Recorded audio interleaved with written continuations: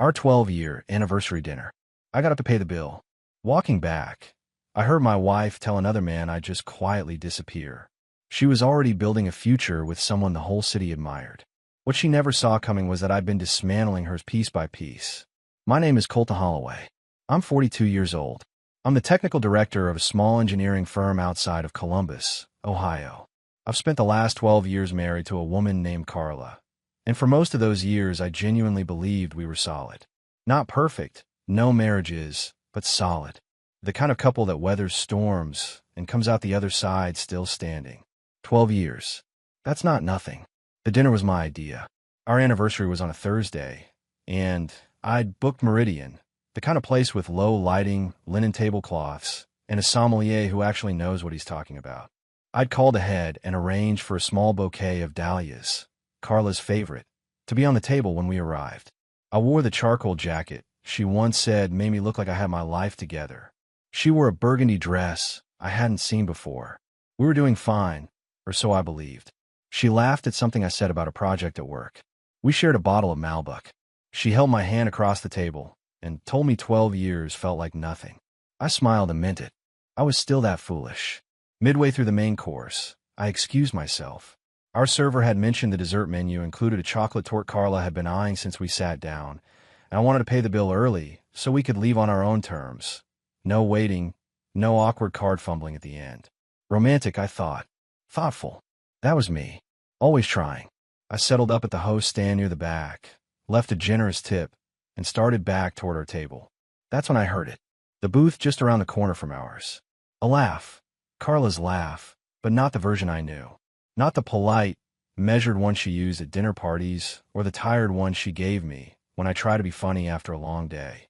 This one was loose, unguarded, real, in a way it hadn't been with me in a long time. I stopped. A man's voice, low and comfortable, said something I didn't fully catch. Then Carla replied, and her words landed like a stone dropped into still water. Colton? He'll just disappear quietly.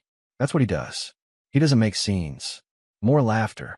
Then, this is the last anniversary dinner I'm going to sit through. I stood there in the narrow corridor between the host stand and the dining room, one hand resting lightly against the wall. A server passed me with a tray, and I stepped aside automatically, as if everything was completely normal, as if my entire marriage hadn't just rearranged itself in the span of 15 seconds. I didn't recognize the man's voice, but I knew it wasn't a stranger. The familiarity in it, the ease, the shared joke quality, that takes time to build. I walked back to the table, sat down, picked up my wine glass. Everything okay? Carla asked, tilting her head with a small smile. Perfect, I replied, keeping my voice even. They said the torte's exceptional tonight. She lit up and reached for the dessert menu. I watched her and tried to match the woman in front of me with the voice I'd just heard around the corner. They fit together with terrible precision. I didn't confront her. I didn't ask. I didn't let a single thing show on my face. 12 years of being the calm one, the reasonable one, the one who didn't make scenes. Turns out that training had a use after all. She was right that I'd disappear. She just had the version of me completely wrong. We finished dessert. She talked about maybe taking a long weekend somewhere before the weather turned. I nodded and said that sounded nice. I drove us home. I watched her take off her earrings in the bathroom mirror, hum something quietly, and go to bed without a second look in my direction. I sat in the kitchen until 2 in the morning with a glass of water I didn't drink, running the voice through my head over and over, trying to place it. By the time I went to bed, I had made exactly one decision. I wasn't going to disappear quietly. I was going to disappear completely, on my own terms in my own time, and in a way Carla would spend years trying to understand. She had no idea what she just started. I didn't sleep that night. Not really. I lay on my side of the bed listening to Carla breathe and ran the math on 12 years of my life like a man auditing a company he suddenly suspected of fraud. Every quiet dinner, every business trip she took that I never questioned, every time she came home just slightly off, a little too relaxed, a little too vague about her day. I'd filed all of it under marriage going through a phase. Turns out I've been filing things in the wrong drawer for a long time. By 5 in the morning, I was in the kitchen, coffee in hand, staring out at the backyard. The neighbor's dog was barking at something in the tree line. I watched the sky go from black to gray and made myself a promise. No explosions, no accusations, no begging. Whatever I did next, I was going to do it right. First thing I needed was information. Real information, not gut feelings and overheard fragments. I called Curtis Malone that morning, told him I needed to talk. Curtis and I had been friends since our mid-20s. He ran a cybersecurity consulting firm now, and was one of those people who knew exactly how much of the world ran on unprotected data. We met at a diner halfway between our offices, a place with good coffee and booths far enough apart that nobody could hear business. I laid it out plainly, told him what I'd heard at the restaurant, told him I needed to know who the man was and what was going on, and I needed it documented. Curtis didn't flinch. He just wrapped both hands around his mug and asked, "How far do you want to go with this?" "Far enough to know the truth," I told him. "Not so far that I'm doing something I can't defend later." He nodded slowly. "There are ways. Legal ones. Give me a couple of days." 2 days later, Curtis had set up discreet monitoring software on a spare tablet. I handed over and showed me how to access GPS data from Carla's phone through an app she'd already installed for family location sharing, one she'd stopped checking months ago. He also swept our home network and found something that made my stomach drop, a secondary messaging app installed on her phone, synced to an account I'd never seen. I didn't confront her. I watched. What came back over the following week was worse than I'd imagined and exactly what I'd feared. Late-night messages to a contact saved only as location pings at a downtown hotel on 2 separate Tuesday afternoons. A forwarded email confirmation for a weekend reservation at a lodge outside the city. 2 guests, billed to a card I'd never seen before. Then Curtis found the name attached to the other account. Stuart Ashby. I sat with that name for a long time. Stuart Ashby wasn't just anybody in Columbus. He was the kind of man whose name got put on buildings. He developed 2 shopping centers on the east side of the city and bankrolled the construction of a charter school out in Westerville that got written up in the local paper 3 times. He showed up at charity galas. He gave speeches at Chamber of Commerce lunches. He was exactly the kind of man who could make a woman feel like she was trading up. He was also 51 years old, recently divorced, and had apparently been in my wife's life long enough to know exactly how she thought I'd react to all of this. Quietly disappear. That's what she told him. I pulled up everything I could find on Ashby, public records, business filings, property holdings. Curtis helped me go deeper. What we found in those filings wasn't scandalous on its face, but there were gaps. LLC structures that didn't quite add up. A contractor dispute that had been settled quietly. A zoning variance that moved suspiciously fast through the city approval process. Nothing I could act on yet, but enough to know there was more underneath. I saved everything to an encrypted folder on a drive I kept in my office. That same week, I made an appointment with Irene Parrish. She was a divorce attorney with a reputation for being methodical and utterly unsentimental. Exactly what I needed. I walked in her office on a Wednesday afternoon and put my evidence folder on her desk without preamble. She reviewed it for 20 minutes while I sat across from her and said nothing. Finally, she looked up and said, "You've been thorough." "I'm an engineer," I replied. "I don't present findings until I have data." A faint smile crossed her face. "Smart. Don't move any joint assets yet. Not until I tell you. And don't tip her off. The longer she thinks everything is normal, the better your position when this goes to court." I drove home that evening and made dinner. Carla came in around 7, kicked off her shoes by the door, and asked what smelled good. I told her I'd made pasta. She sat at the kitchen island and talked about a difficult client meeting while I stirred sauce and listened and responded in all the right places. She had no idea that the man standing at her stove had spent the last week quietly building the case that would dismantle the life she was planning without him. She thought she was buying time. She was actually running out of it. Irene Parrish had given me one instruction above all others. Don't tip her off.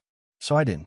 I went to work, came home, made conversation, watched football on Sundays, and acted like a man who had no idea his marriage was a stage set. Meanwhile, everything I was learning got cataloged, dated, and saved to the encrypted drive I kept locked in my desk at the office. Curtis had been digging into the messaging app for 2 weeks when he flagged something that stopped me cold. He called me on a Tuesday evening while Carla was at her book club, or wherever she actually was on Tuesday evenings, and said, "Colton, I need you to sit down before I tell you this." I was already sitting at my kitchen table. "Just say it." The earliest message I can recover in that secondary account dates back 4 years and 7 months ago. A pause. But the account itself was created 6 years ago. 6 years. We've been married 12. That meant this hadn't started as a midlife drift or a moment of weakness. It had started when William was 11 years old, when Carla and I had just finished paying off the second car, when I thought we were finally hitting our stride. I set the phone down on the table and stared at the wall for a long time. I'd always known, somewhere in the back of my mind, that Carla hadn't married me for the reasons I'd married her. She'd been careful about it. Never cruel, never obviously calculating. But there were moments over the years when I'd catch something in her expression that didn't quite fit the scene. A flicker of assessment. A pause before affection. I'd always talk myself out of what I was seeing. Curtis's next call came 3 days later and hit even harder. He traced the financial threads further back and found transfers.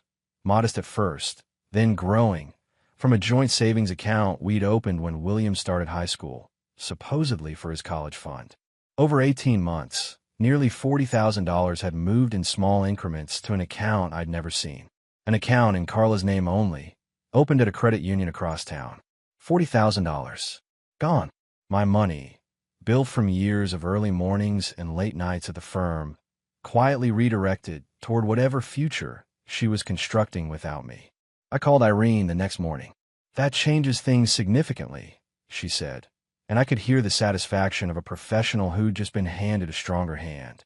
Financial misrepresentation of that scale gives us real leverage. Don't touch that account. Don't let on that you know it exists. Understood.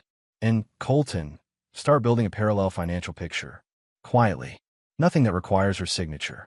That afternoon, I opened a private checking account at a bank I'd never used before, on a side of Columbus I rarely visited.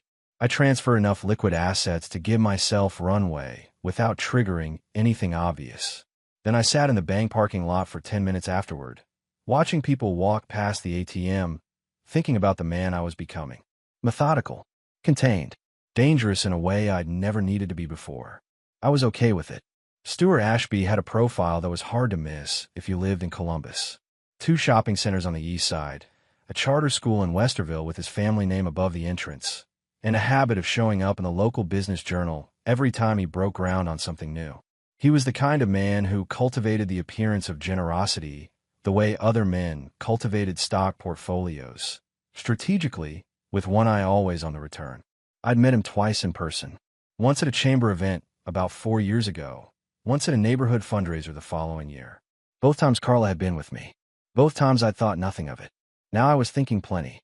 Curtis had pulled Ashby's business filings at my request and spent a week going through them with the kind of patience that only someone who genuinely enjoys finding buried things can sustain.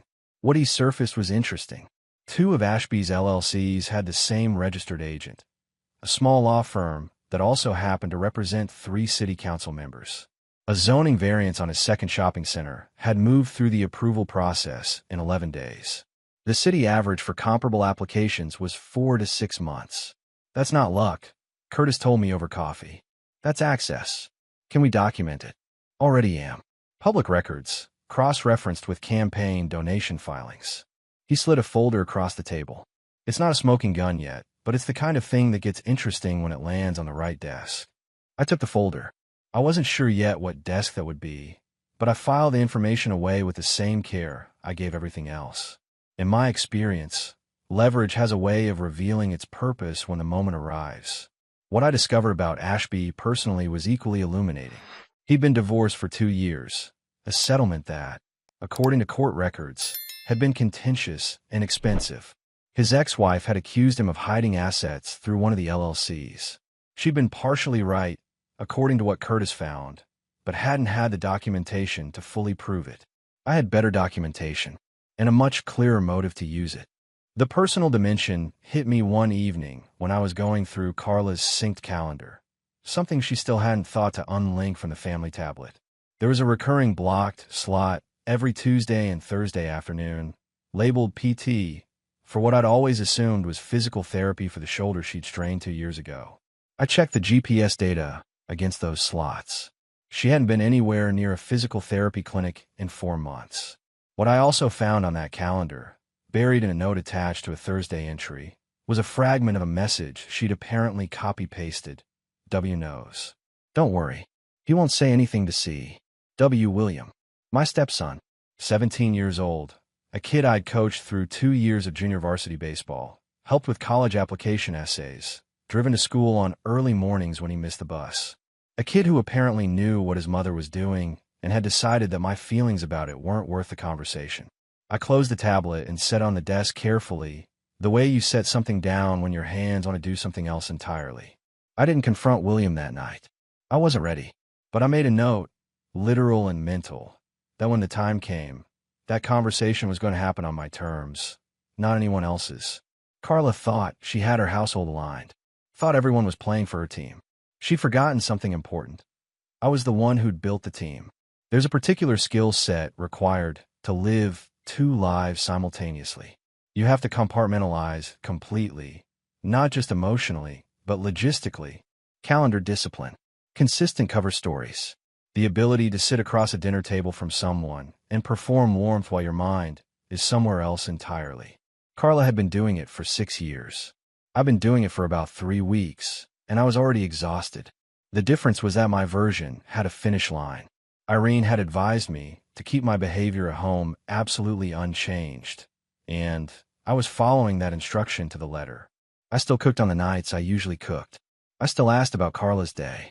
I still watched the news in the living room and offered commentary she either agreed with or ignored, the same as always. From the outside, we were a couple in the comfortable middle distance of a long marriage. Not passionate, not troubled, just steady. Inside, I was documenting everything. The encrypted drive in my office now held a structured folder system, financial records, GPS logs, screenshots of the messaging app organized by date. A running timeline Curtis had helped me build that cross-reference Carla's stated locations against her actual ones. 18 months of Tuesday and Thursday afternoons that had nothing to do with physical therapy. 6 hotel stays, documented with date, location, and duration. The transfers from the college savings account, traced and confirmed. I'd also quietly opened accounts at 2 separate banks, transferred half our liquid assets under Irene's guidance, and begun the process of removing my name from joint credit lines we'd accumulated over the years. Irene had been clear, do it incrementally, do it legally, do it now. What I hadn't yet done was deal with William. That changed on a Wednesday evening in October. Carla was at her sister's, genuinely. I confirmed it on the GPS, and William was home, doing homework at the kitchen table with his earbuds in. I made 2 mugs of coffee, set one in front of him, and pulled out the chair across from him. He looked up, and something moved across his face. Not surprise exactly. More like the recognition of something he'd been waiting for. I reached over and gently pulled one earbud out. I need to talk to you. He didn't pretend not to know what it was about. That told me everything. He just set his pencil down and sat back in his chair, arms crossed loosely, looking at the table. How long? I asked quietly. A long pause. Then, about a year. Maybe a little more. Did she ask you not to tell me? He looked up then, and the conflict on his face was real. He wasn't a bad kid. He was a 17-year-old who'd been handed an impossible situation by his mother. She said it was complicated, that she'd handle it. She didn't handle it, William. I know. His voice was low. I kept my tone even, because the anger I felt wasn't at him, and I wasn't going to let it land on him. I'm not blaming you. I understand the position she put you in, but I want you to understand something. What's happening in this house isn't your fault, and it isn't your responsibility to manage. It never was. He was quiet for a moment. Then he asked, "What are you going to do?" "Take care of it," I said simply. "The right way." He nodded slowly. He didn't ask for details, which was probably wise on his part. We finished our coffee mostly in silence. But before I got up, he said, without looking at me, "For what it's worth, I always thought you were a good stepfather." I let that sit there. Then I stood up, squeezed his shoulder once, and went back to my office. The conversation with William had confirmed 2 things. 1. Carla had been managing her household like a project manager, assigning roles and distributing information on a need-to-know basis. 2. Not everyone she'd pulled into her orbit was as committed to the deception as she was. That gave me something to work with. Curtis called the following week with an update on the Ashby financial thread. He'd found a 3rd LLC, this one registered in Delaware, that appeared to be the vehicle through which the zoning variance payment had moved, not directly, but through a chain of consulting fees paid to an intermediary with no apparent consulting practice. The total amount was $112,000, routed across 14 months. That's not a political donation, Curtis said. That's a bribe wrapped in paperwork. Can you document the chain end to end? Already halfway there. Give me 10 more days. I gave him the 10 days. And on the Friday, he delivered the complete file. I made a copy, sealed it in an envelope, and wrote a single name and address on the front. A journalist at the Columbus Dispatch who covered local government and had broken 2 corruption stories in the past 18 months. I didn't include a return address. I dropped in a mailbox 3 miles from my office on my way to an early lunch. I didn't know exactly when it would land or what she'd do with it. But I knew Stuart Ashby's carefully constructed civic reputation was now operating on borrowed time, and I hadn't raised my voice once. November came in cold and gray, and Carla started doing something I hadn't expected. She started paying attention to me. Not the real kind. I understood that now, with uncomfortable clarity. But the performed kind, the strategic kind. She brought home dinner twice without being asked. She initiated a conversation about a weekend trip to Cincinnati, somewhere we'd talked about visiting for years. She asked me one evening, in a voice that was carefully calibrated to sound casual, whether I'd been feeling distant lately. I looked up from the report I'd been reviewing. Just work stress, I told her. The Denton project's been eating my calendar. She nodded, seemingly satisfied, and went back to her book. But she kept watching me after that, small glances over meals, an extra attentiveness that had the quality of someone monitoring an experiment. She could sense something had shifted. She just couldn't locate it. Good. What she didn't know was that I'd already done the most important thing. I'd found a furnished apartment across town, in a neighborhood I'd always liked, and signed a 6-month lease under my own name. Paid the deposit in cash from the new account. The lease started December 1st. I had my exit ready. I just needed the right moment to use it. Irene and I met twice in November. The second meeting, she walked me through a strategy one found genuinely elegant. Carla had her eye on the investment property we'd purchased together 4 years ago, a duplex in Clintonville that generated steady rental income and had appreciated nicely. She'd mentioned it twice in casual conversation over the past 2 months, always with the same slightly too casual framing. Irene suggested I allow Carla to believe the duplex was her primary target. Offer it to her early in the proceedings, Irene explained. Let her feel like she won something. While she's focused on the duplex, she won't be looking at the engineering firm's retained equity stake, which is worth 3 times as much and is structured in a way that's difficult for her to claim. I understood immediately. Give up the visible piece. Protect the real asset. She'll take the duplex, I said. They always do, Irene replied. Curtis, meanwhile, had confirmed that the Dispatch journalist had received the envelope. He'd found a vague reference to a new investigation in her recent Twitter activity, just enough to know the information had landed. Whatever happened next with Ashby was no longer in my hands. I'd lit the fuse and stepped back.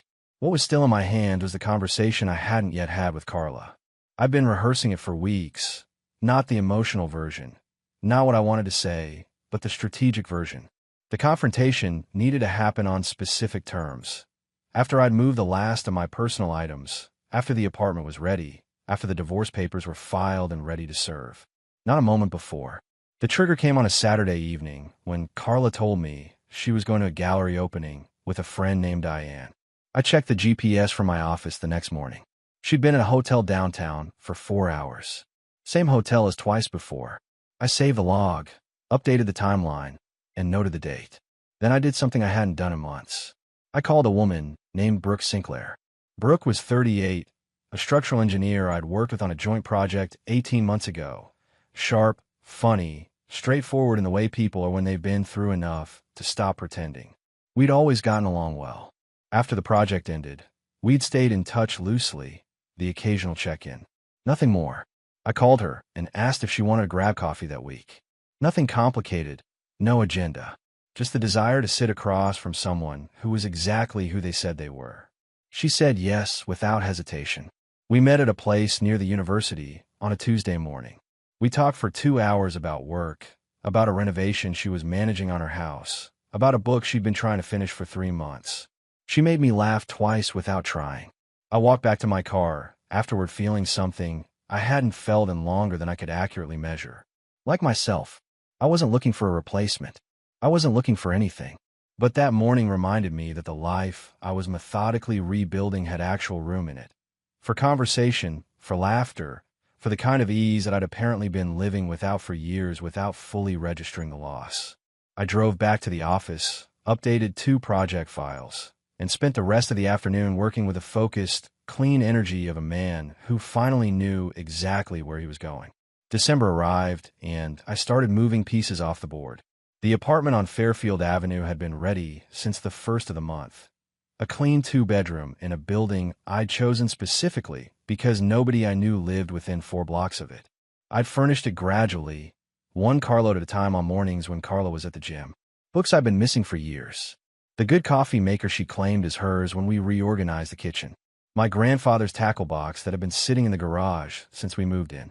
The things that were mine, and only mine, relocated quietly to the place I was already beginning to think of as home. Irene and I met on a Tuesday morning, and she walked me through the final structure of the filing. The divorce papers were drafted, signed on my end, and ready to serve. She'd reviewed the full evidence package, the GPS logs, the financial transfer trail, the hotel receipts, the screenshot archive from the messaging app, and characterized it as one of the cleaner cases she'd handled in terms of documentation. She's going to contest the financial claims, Irene told me, sliding the folder back across the desk. But contesting them requires explaining them, and she can't explain them without confirming the affair. She'll be arguing against herself. What about the duplex? Irene allowed herself a small, measured smile.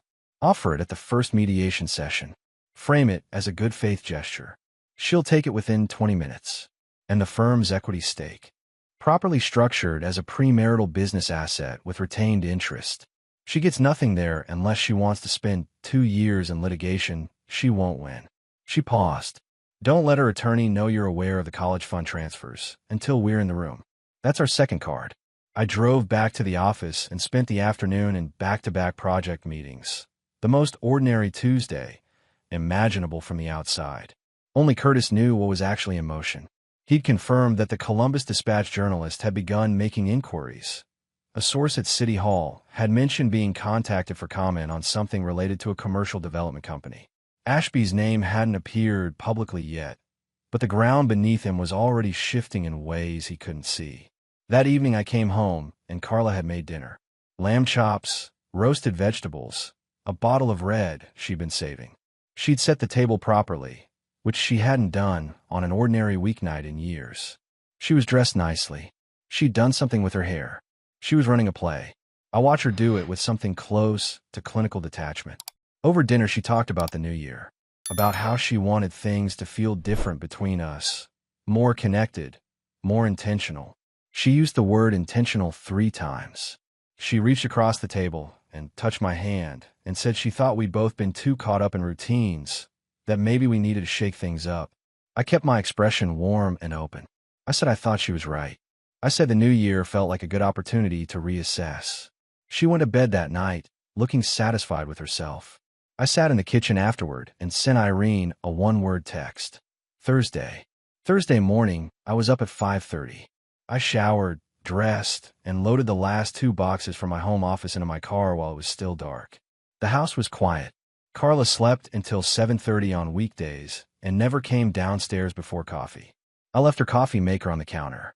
She'd always considered it hers anyway.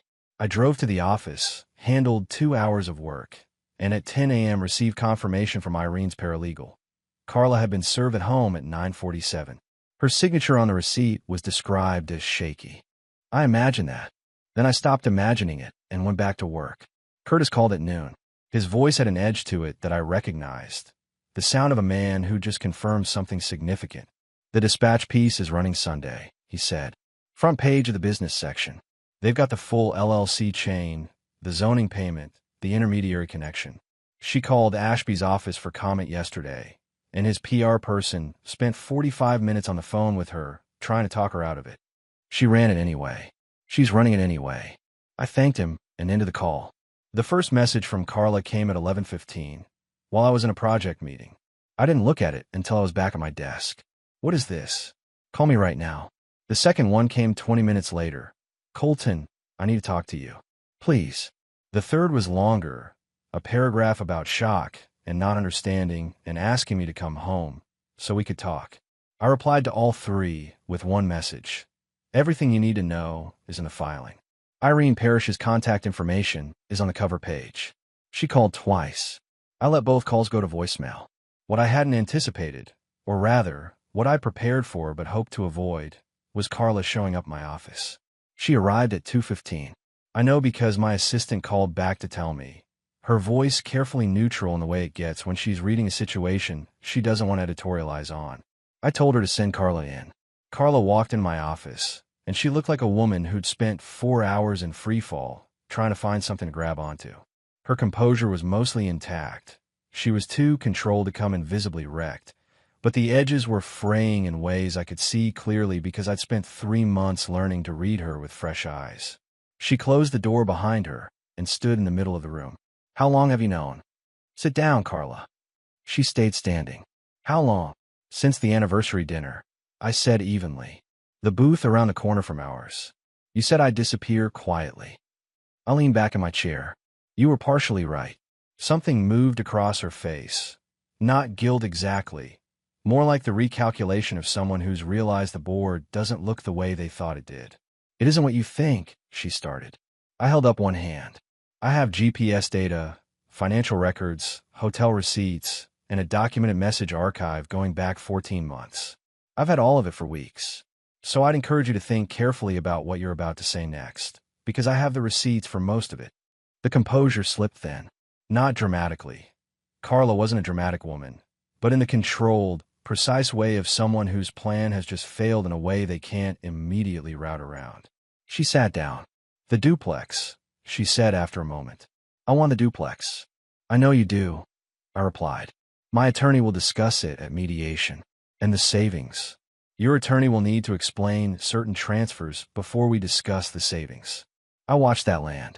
Her jaw tightened, almost imperceptibly.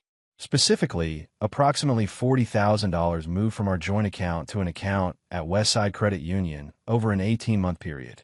My attorney has the full trail. The silence in my office was total. Colton, we're done here, I said, not unkindly. This is a legal matter now. Everything goes through Irene. I stood up. I'll walk you out. She stood slowly, and for one moment, she looked at me with an expression I hadn't seen from her in years.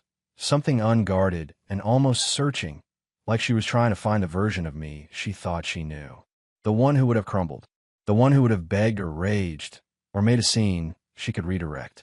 That version had been gone for 3 months. She just hadn't noticed his absence until now. I held the door open. She walked through it without another word. I watched her cross the parking lot from my window. She sat in her car for a long time before she drove away. Sunday morning, the Dispatch ran the story. Stuart Ashby's name appeared in the headline. The piece detailed the LLC structure, the zoning payment chain, the intermediary connection, and included a response from Ashby's spokesperson that confirmed, through its careful denials, that the allegations had substance. By Monday morning, 2 city council members had issued statements calling for a review of the approval process.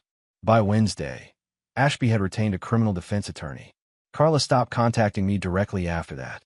January in Columbus is the kind of cold that makes everything feel final. Gray sky, bare trees, the city stripped down to its bones. It suited me.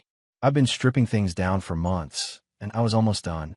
Mediation was scheduled for a Thursday morning in neutral office downtown. A conference room with a round table, a moderator named Gerald Frost, who looked like he'd heard every version of every story, and 2 attorneys who'd been communicating through documents for 3 weeks. I arrived 10 minutes early, poured bad coffee into a paper cup, and sat with my hands flat on the table. Carla arrived with her attorney, a man named Philip Rhodes, who came in projecting the careful confidence of someone who'd reviewed the file and wasn't entirely happy with what he'd found. He and Carla took seats across from Irene and me. Carla looked composed. She'd dressed the way she dressed for important things, polished, deliberate, nothing out of place. She didn't look at me directly when she sat down. Gerald Frost opened with the standard language about good faith negotiation and voluntary resolution. Then he turned it over to the attorneys. Rhodes led with the House. Irene let him talk for 4 minutes, then laid the financial transfer documentation on the table. The full $40,000 trail from the joint savings account to Carla's private account at West Side Credit Union. She presented it without commentary, just slid the folder across and waited. Rhodes glanced at his client. Carla's expression didn't change, but something behind her eyes recalibrated. "We're prepared to address those transfers," Rhodes said carefully.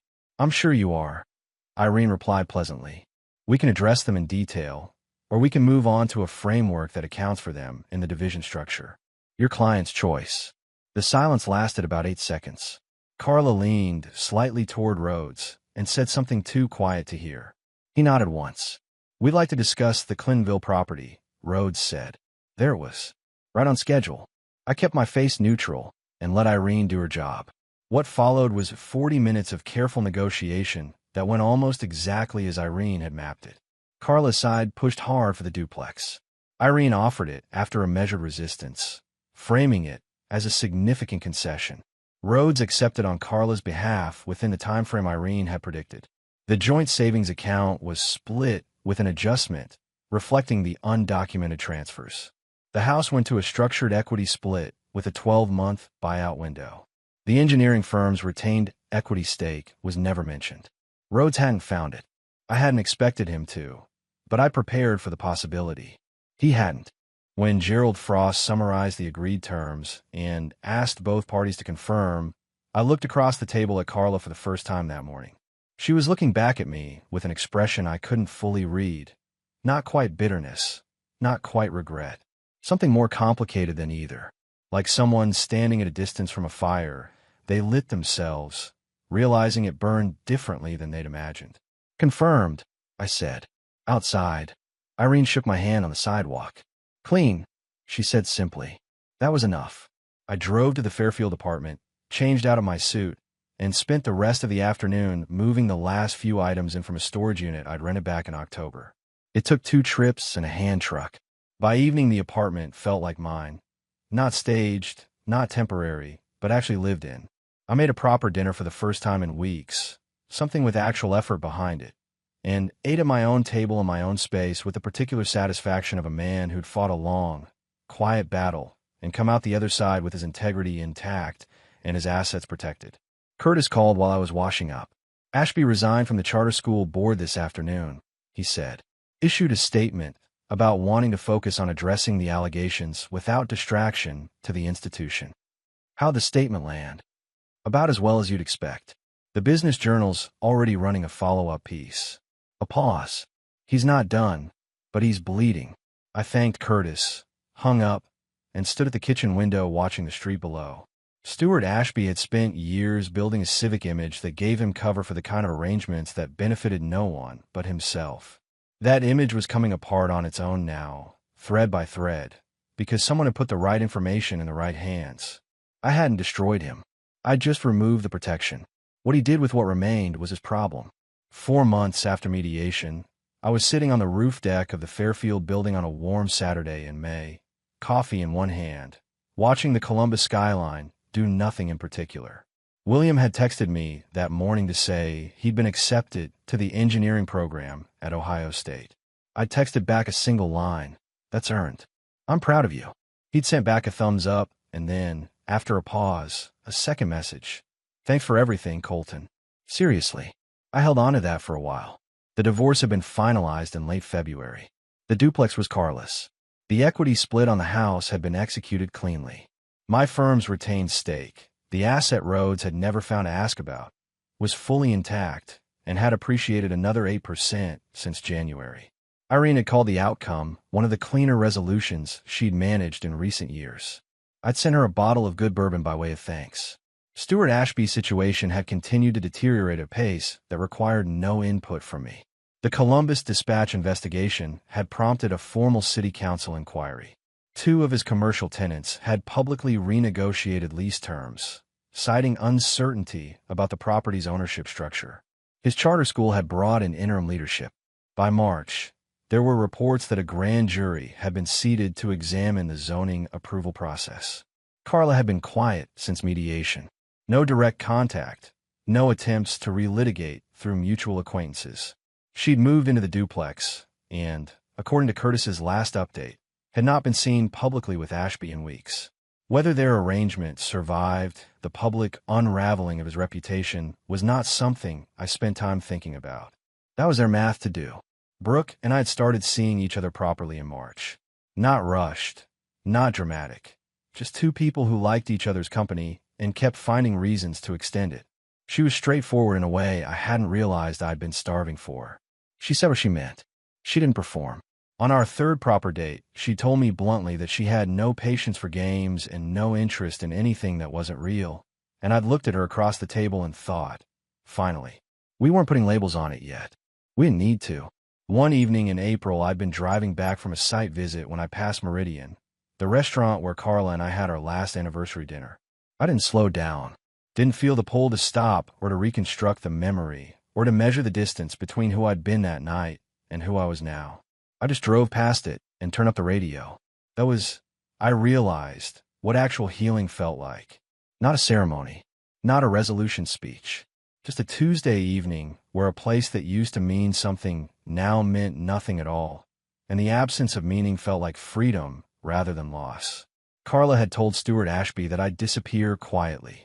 She'd said it with the casual certainty of someone who thought they knew exactly what kind of man they'd married. She was right that I disappeared. Wrong about every other detail. I didn't disappear into bitterness or self-destruction or a long decline. I disappeared from a life that had been built on a foundation I hadn't known was hollow, and I reappeared somewhere else entirely. A better apartment, a cleaner financial position, a real connection with a woman who'd never once looked at me like I was something to be managed. The version of me who sat at that anniversary table and drove home in silence, already building a plan. That man knew something the old version of me hadn't. He knew that quiet doesn't mean weak. That patience isn't the same as passivity. That the most devastating thing you can do to someone who underestimates you is simply to prove them wrong. I proved her wrong. And on that May morning on the roof deck, with William's text still on my screen and Brooke's name in my call log from the night before, I was done looking back.